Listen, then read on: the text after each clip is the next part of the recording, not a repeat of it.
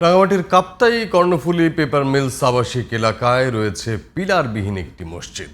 দৃষ্টিনন্দন এই মসজিদ দেখতে ভিড় করেন দেশি বিদেশি পর্যটকরা। তবে সংস্কারের অভাবে মসজিদটির এখন বেহাল দশা। সরকার ও বিত্তশালীদের সহযোগিতা চেয়েছেন মুসল্লিরা। রাঙামাটি প্রতিনিধি মিল্টন বাহাদুরের রিপোর্ট জানাচ্ছেন আব্দুল মালিক। 1967 সালে কর্ণফুলী পেপারস মিল লিমিটেডের শ্রমিকদের জন্য মসজিদটি তৈরি করে দাউদ গ্রুপ অফ ইন্ডাস্ট্রির চেয়ারম্যান আহমেদ দাউদ এইসকে। সুনিপুণ কারুকার্যের মুসলিম ঐতিহ্যের নিদর্শন হিসাবে সকলের নজর কাড়ে এই মসজিদটি। 13,000 বর্গফুটের মসজিদটিতে একসাথে 4,000-এর বেশি ধর্মপ্রাণ মুসল্লি নামাজ আদায় করতে পারেন। এই মসজিদটা হলো ঐতিহ্যবাহী মসজিদ, পিলার ছাড়া মসজিদ। 17,000 না 18,000 আছে মনে হয়, আমি গণিনি। তারপরে 5-6,000 মানুষ একাত্তরে জামাতে আদায় করতে পারে।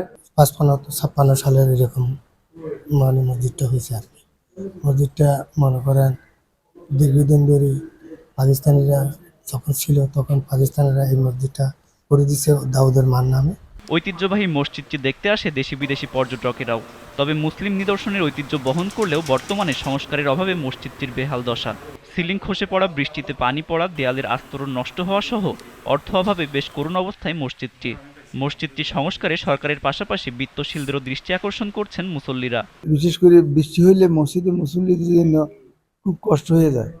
অনেকে আশার খাই পড়ে, অনেকের পাওয়া পর্যন্ত ভাঙি ফেলেছে। প্রায় 25 বছর যাবৎ মুয়াজ্জিনের দায়িত্বে আছি। সহৃদয়বান ব্যক্তি যদি আগে আসি, কোনো সংস্কার করে এই ঐতিহ্যবাহী মসজিদটা সুন্দর করে দেয়, তাহলে দুনিয়া এবং আখিরাতে তাহার কল্যাণ হবে। রাঙামাটির ঐতিহ্যবাহী স্তম্ভবিহীন এই মসজিদটির মৌলিকতা ধরে রেখে সংস্কার ও মসজিদটিকে প্রত্নতাত্ত্বিক নিদর্শন হিসেবে ঘোষণার দাবি স্থানীয়দের।